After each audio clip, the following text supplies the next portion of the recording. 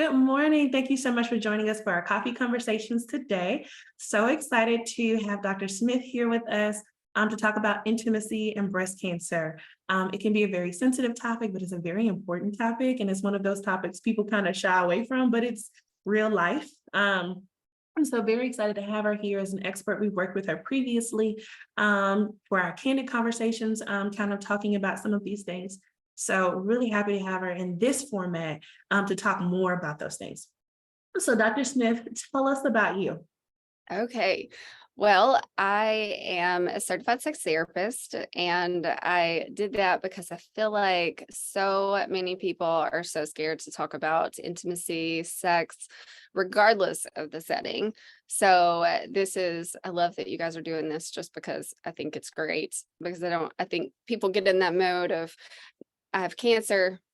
Now I need to just focus on saving my life. And instead of that, instead of sex, they focus on that, which is obviously the most important.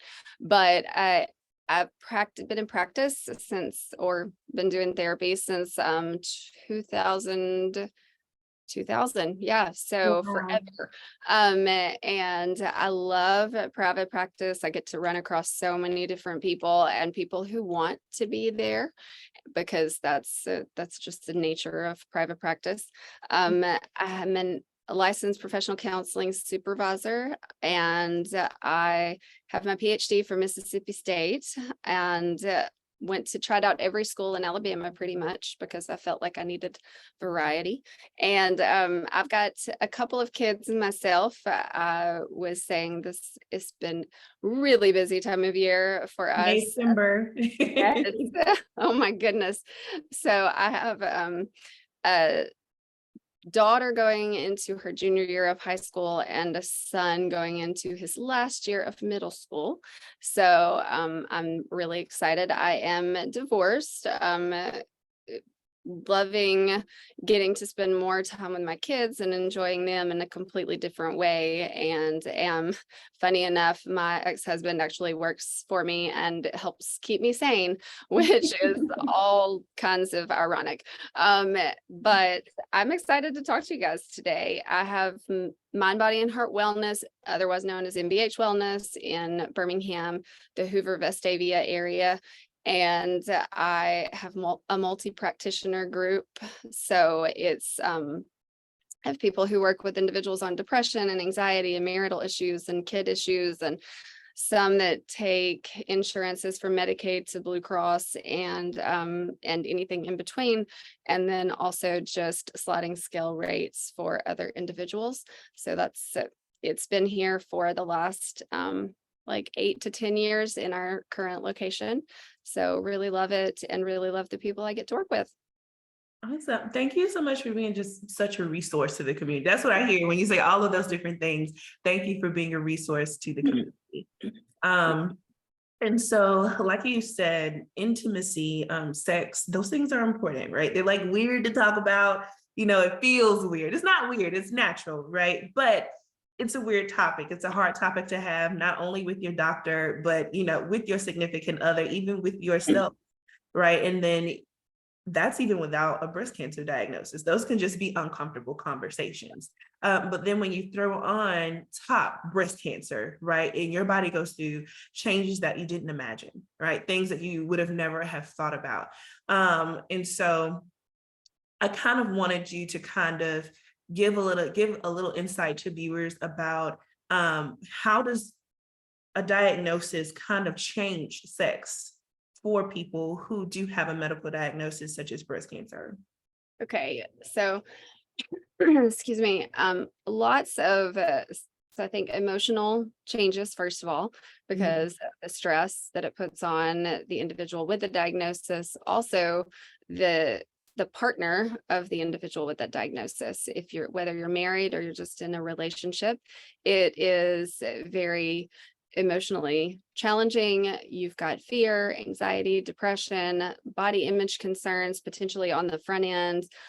Some people do have those sexual concerns on the front end. And many times I would say if you're in a heterosexual relationship, the person on the other end is probably wondering about those sexual changes or what's going to happen to the intimacy in that relationship, but maybe too afraid to talk about it. So, because the importance has to be placed on, healing and procedures that need to take place to get you there. Any fear, anxiety, stress, depression, body image concerns leads to trouble with sexual desire, intimacy, overall relationship.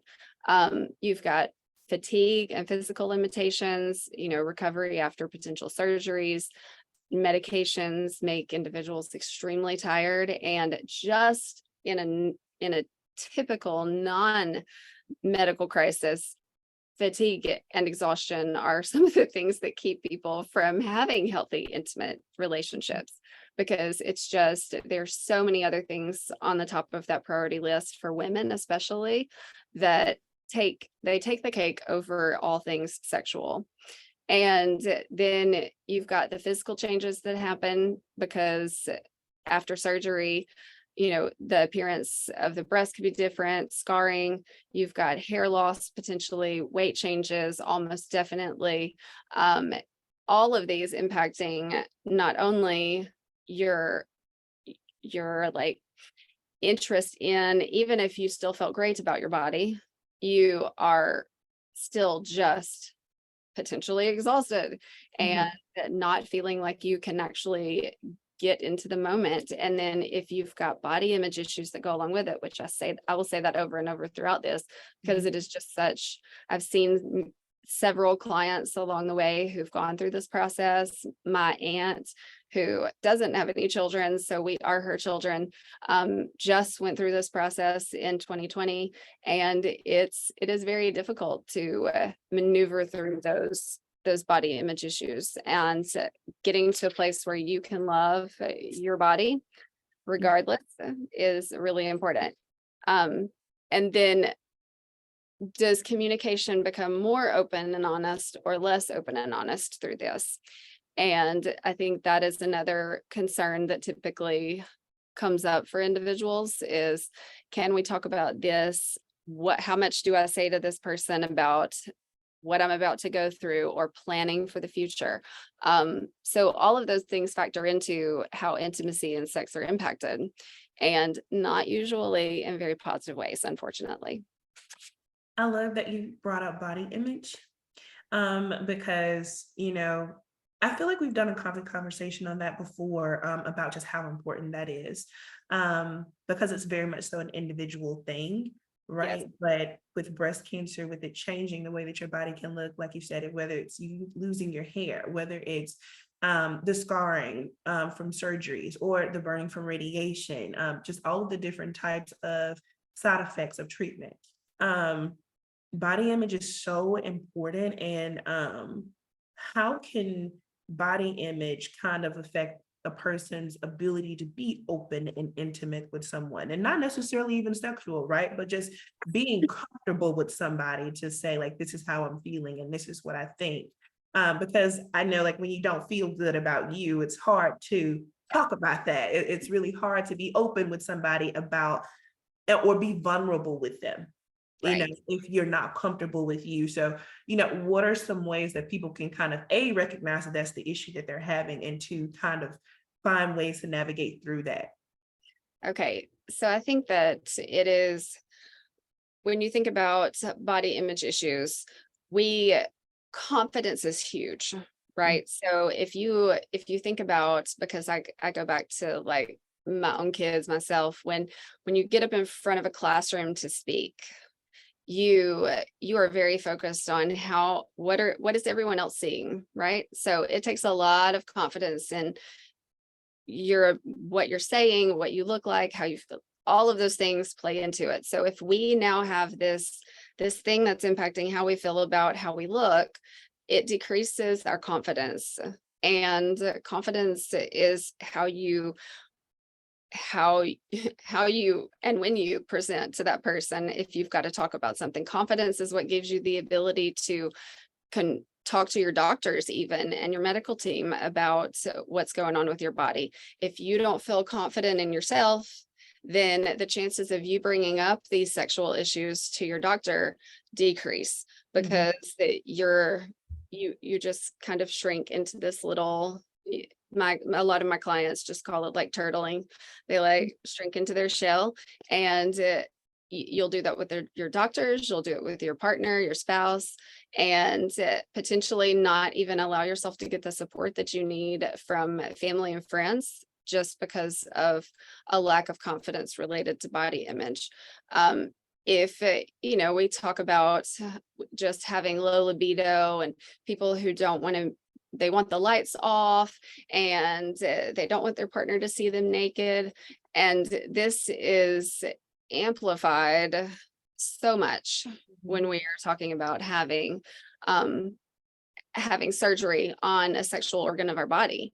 And it not only impacts our breasts, but it also impacts our actual vaginas, because with the medications, things start changing, and you get thrown into menopause. If you're in menopause, your menopausal symptoms get worse, and those are all things that I work with people on anyway. And if you're in your 20s and 30s and early 40s, maybe even mid 40s, and now all of a sudden this is what you're dealing with, it's just very frustrating. And the frustration that you feel doesn't always come out in open communication with a partner. Oftentimes it comes out in frustration with your partner, poor communication with your partner, or isolation, and just not talking to anyone about it. Yeah, like avoiding. Yeah. Or, it just comes out very insecure, and you feel all these ways about yourself, but you don't know how to communicate the why you feel that way. Because the reason you feel that way is completely valid, right? Absolutely. But you don't know how to express that. And so what are some healthy ways that a person can learn? Well, let me ask this first. What is the first step to say? I know we were kind of veering off a little bit. I know, I told you. but what is the first step for somebody who's in this place where, like, okay, like, I'm isolated, I don't like what I see in the mirror, I don't like what I'm feeling, I don't know how to talk to my partner. What is the first step for somebody who's now in this place, knows they don't want to be here, but how do they get to the next step? Okay, so I think, all right, picking a good time and place for conversation with your partner. So making sure that you are feeling the best that you can feel, that it's not a time that, if you have treatment and you are dealing with sickness, that's probably not the best time to have this conversation. If treatment is over and you've got a good clearance to move forward, that there's some excitement in that and joy in that, and maybe that's the right time. Also a place where you feel really comfortable, because you need to, when people come into my office is really, really comfortable, because I want people to make themselves at home. People come in and they're like, can I take my shoes off? Can I put my feet up? Like, yes, you absolutely can, because you're not going to open up if you don't feel comfortable. So make sure that it's comfort, no interruptions, you feel internally calm and open to hearing what your partner might have to say when you ask things or talk about things. Make sure that you are being open and honest. I encourage people to just jot down thoughts before you go into a conversation, so that you can stay on track, much like this conversation where I said I've jotted down some answers to these questions, and have some things here so that I can, at least touch on the things that I feel like are very important. And we need to do that in conversations with our sexual partner, intimate partner, even more so than we do with anybody else. Making sure that you're validating emotions. Also preparing your partner for being able to do that. And that might be something that, people need to go get a good dose of what a couples therapy session might look like, of, hey, we need to just learn how to communicate and understand how to be a speaker and a listener and do some validating, because that's just not something we're good at. And we want to have some really energized and important conversations. And if we don't know how, then they might not go well. Mhm. Making sure that you are, when I say open and honest, also educating each other on what you're experiencing, whether it's the person who's going through treatment or has already been through treatment, or whether it's the partner, just making sure that you're sharing what you're really feeling. Mhm.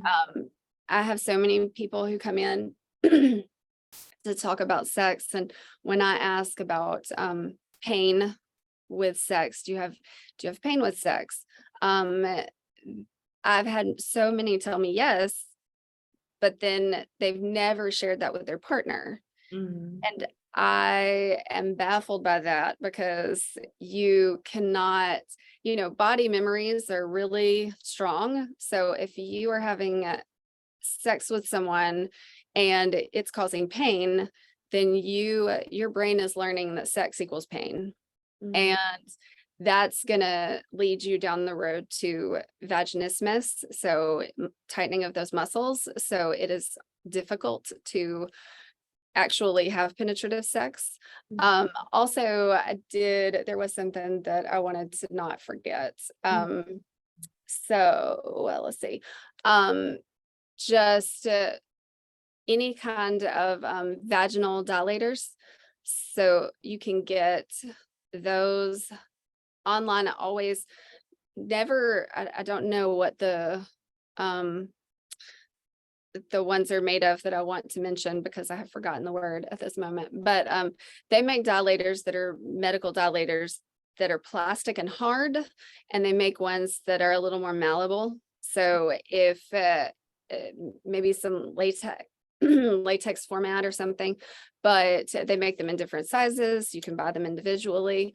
Those are important just to make sure that there's no narrowing, because again, your body does different things when you go through some of these treatments. And so there could be vaginal narrowing during that process. And also, if you're not having any type of penetrative sex during treatments, and how long does that go?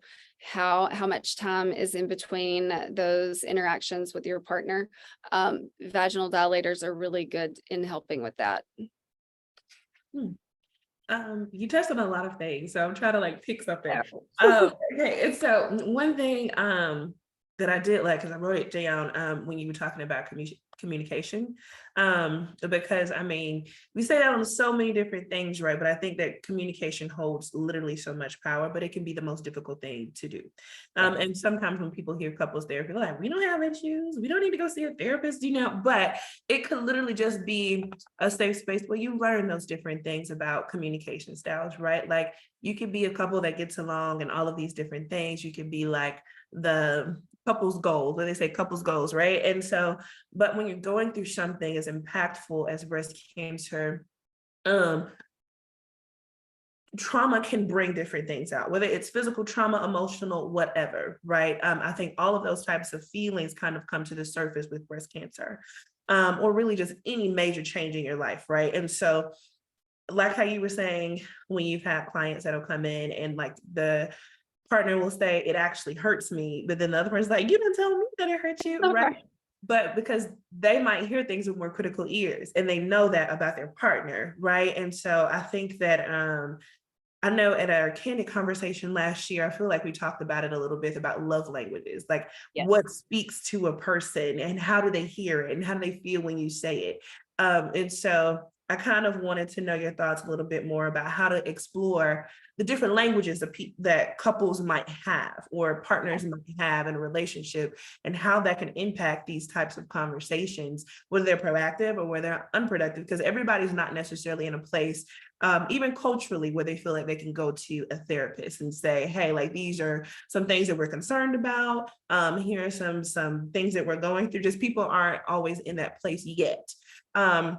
So if you could just drop some gems for us about like if they want to kind of see what that means, right? Because not everybody even knows what love languages means. Yeah. And so if you could just give like a little bit of your knowledge on that.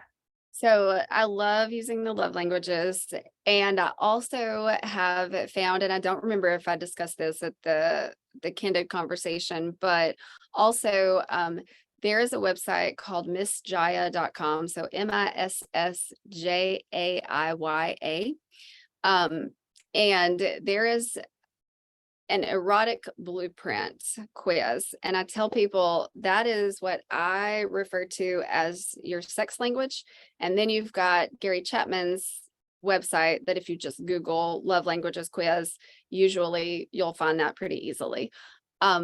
It is, so love languages is how you fill that cup, right? How do you get your love tank full? And acts of service, physical touch, quality time, gifts, and words of affirmation are those. And it's really important when you do that to look at have both of you do it, look at those scores and think about what it means if your partner is really high on physical touch and your score on physical touch is a 0. And, maybe that's your lowest. And if they are words of affirmation and your words of affirmation is 0. What does that mean for you guys? And sometimes I hear people say it's good to learn what your partner's love language is so you know how they're speaking to you. You know the things they do for you out of love. And that's not exactly what it's meant for. It's really meant for you to understand your partner's love language so you can do those things that your partner needs. So if I know that my partner is a physical touch person, but they never speak my love language of acts of service, at some point it really, like, you're touching me physically is not filling my love tank. I understand that means you love me. And so it might like drop a few little drops in there, but it is definitely not filling it. So I need you to do acts of service for me to have my tank fill. Now that, that's for both parties. And it's good to know that too, just if you are undergoing medical treatments, you're dealing with a cancer diagnosis, because there are things that you can, if you know specifically this is what my partner needs, when you do have the energy to potentially give that, it's nice to be able to be more specific because you don't have the energy to do all the things.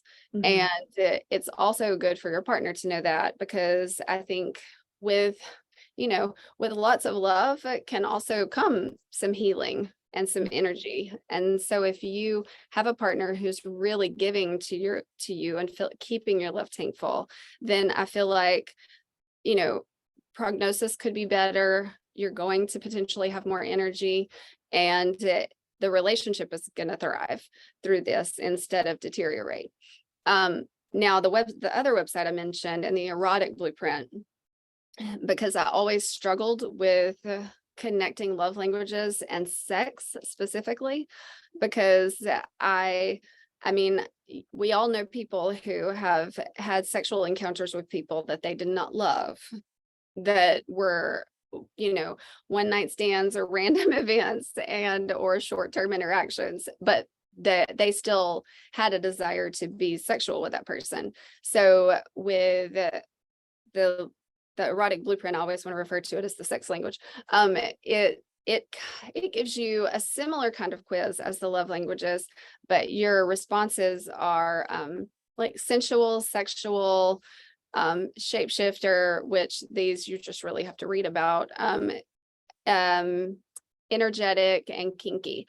And so don't let your mind wander too far down any of those without reading them, because just knowing those little nuggets of things, like if you're a sensual person, maybe you're really exhausted and your body hurts because with certain cancer treatments, it just causes body aches, muscle tightness. If you're a sensual person and your partner is giving you back rubs or foot rubs, or, really pampering you and doting on you in that way, your love language might not actually be physical touch at all. But if your sex language is sensual, you might find yourself still wanting to have sex or being more interested in sex, because and I'll kind of go through this association because it feels very, very logical to me, and because I just deal with it all the time, but women are very emotional when it comes to arousal. So much more emotionally aroused versus physically aroused. This has to be engaged first. If this is not engaged, then it is very difficult to get the rest of your body to do what you need it to do. Emotional arousal leads to physical arousal, which is what leads to, lubrication, natural lubrication. With these medications and being thrown into menopause, vaginal dryness is one of the biggest issues. So if you now are predisposed to vaginal dryness and you can't get your head in the right place, then, and you still potentially have sex and it causes pain, your libido, that thing that says, "Ooh, I want to have this interaction with my partner," it doesn't, there's no kicking that on. Mhm. It's very, very shut down. So making sure that you think about, like, again, vaginal lubrication. So I heard something once and it has stuck with me. But like lubricants versus moisturizers, both of them likely need to be used going through this. Moisturizers are maintenance, so MM. Lubricants are love. So if you're gonna get some loving, then you want to have a lot of lubricant, and you want to do maintenance moisturizing vaginally on a daily basis. They addressed how, the inside of the vagina is akin to the inside of our mouth. And when people complain about having to moisturize daily, but we brush our teeth daily, we brush our teeth twice daily. Like, when I thought that makes really good sense. So because if you're not taking care of your body during this time, that your body is not necessarily functioning quite like it's supposed to, then it's going to lead to those body memories that say, this isn't fun. And if sex is not fun and it doesn't feel good, then libido just shuts down and there is zero desire. There are some medications that I had always thought that Addie was premenopausal, but now there are studies that say that Addie is potentially can be used kind of off-label during menopause and postmenopause. So there are some medications that can help, but a big part of it is, like you said, the love languages, sex languages, knowing what those are, really understanding them together with your partner, so that those conversations can really create that emotional closeness and intensify that in a way that lets your partner know you're still interested in maintaining this type of this type of intimacy, even if you can't do it right now. Yes, and that's literally what I was going to say. I love that you were able to plainly lay out the connections, right? Because even if a person isn't in a place of, I'm ready to have intercourse, I mean, they medically might not be able to, right? But to be able to know the things that fill the love bucket in place of, like, well, I know that acts of service really could really make you feel close. A verbal affirmation, telling me how you feel really helps me, or showing me those things and whatnot. Or even though we might not be able to be sexually active, you hugging me feels really nice. Right. So just being able to fill those cups of love and intimacy in times where you're going through a physical transition that might not be ideal, makes a huge difference. I know we veered a little bit because I know we talked but I mean, these are conversations, right? And that's how they go. But I know you had some tips that you kind of wanted to leave everyone with. So if you could, like, let us know what some of those things are. Okay, so one of the questions that you had kind of thrown out to me before this meeting conversation was like resources, and let's see if I can find so when does somebody actually go try to get help and speak with a professional? And so really trying to pay attention to this is, when I decided to get certified in sex therapy, there were like 2, maybe 3 other sex therapists in the entire state of Alabama. I have just finished training with another one that's in my office and out of my office. She has her own small practice as well. I have another one in my office who just went on maternity leave, but is also training to become a sex therapist. I've talked to multiple other people throughout the last few years who have begun part of that process or have shown interest in it, because it is something that we as therapists who are comfortable talking about intimacy and sex have really seen the need for. So reach out to people, because just like this, you guys having conversations for people to hear about how sex is impacted by cancer diagnosis, how sex is impacted post-cancer treatments. I mean, these are things that just have not necessarily been on the radar 10, 15 years ago. But in this last 5 to 10 years, it has become so much more like exposed and in your face a little bit more, at least when I'm searching, I find it a lot more books are being written on it, online platforms. One of the podcasts that I referred to about like where I had heard like moisturizing versus lubricating is on a podcast called You Are Not Broken. And it, like, episode 168 is the one that I always refer to on, or have referred to on that. And then there's but there are some other ones I cannot remember exactly, but I can tell you the podcast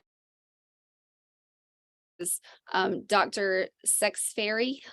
And she is a doctor who has had her own story of breast cancer and survivor story. And she's really good. She's got some valuable information, support groups. There are a few less of those that are just local, more so. They are online formats, most of them. But again, books, online formats, podcasts, those are all great and can really give some insight that maybe you just hadn't come across yet. Mhm. And then the win, I mean, really, my win is always if you are in a relationship, you really need to have some sort of professional that you can reach out to, whether it is if you are, in a church, maybe it's in a church, maybe it is a therapist, maybe it's a support group, but having those in place the moment after you, especially after you, but if not before you even find out about a cancer diagnosis, just because it's good practice. I have people who come in once every 3 months or 6 months, or maybe once a year, and they just really, it's a touch point to say, how are we doing in this marriage? How are we doing in this relationship? It's a safe place to say, maybe we've had a few too many unhealthy discussions around intimacy, and we need somebody to just help guide us a little bit.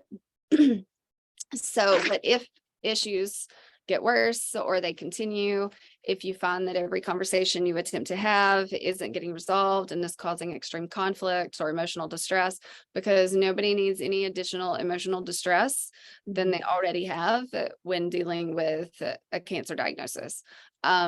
So if you need any kind of specialized treatment, those are things that could make you reach out. So if now you are dealing with fertility issues or body image issues, or again, the reason we're talking today is sexual issues, don't just let it continue, because there's so many things that just don't cross their minds. I mean, yesterday, my boyfriend said something about what I'm doing in my house. And I was like, oh my gosh, that's an amazing idea. Never crossed my mind. So simple. But it just didn't cross my mind, right? Because my focus is on other things right now. And if your focus is on getting better, or now, you know, when I look in the mirror, I'm frustrated with what I see, or I cry, or I'm upset. But, you know, then maybe you can't think through what lubrication might be good. Vaginal dilators, a lot of people don't even know those exist. What is the moisturizer? What is, you know, what medications are available, what are not? And even though I'm not a medical doctor, there are a lot of medications that I've become aware of because I need to be able to refer my clients to their doctor so that they can go ask for those or talk about those, so they can find out if it might be appropriate for them. I get to read that research when maybe their medical doctor doesn't, just because their focus, again, sometimes we get tunnel vision, and it's good to get an opinion that's a little different. Mhm. Well, thank you so much, Dr. Smith. I feel like we could go a while. Just because it's such a good topic and it just has so many different lanes, you know, like it can Yes. get very deep and get very detailed. But I know that this is not the last that we will see of you. I certainly know this is not the last time that something important as this will be a discussion. But I'm so glad to have had you on our coffee conversations today. And thank you for sharing your time and your expertise on this. Thank you so much for having me. I enjoy it.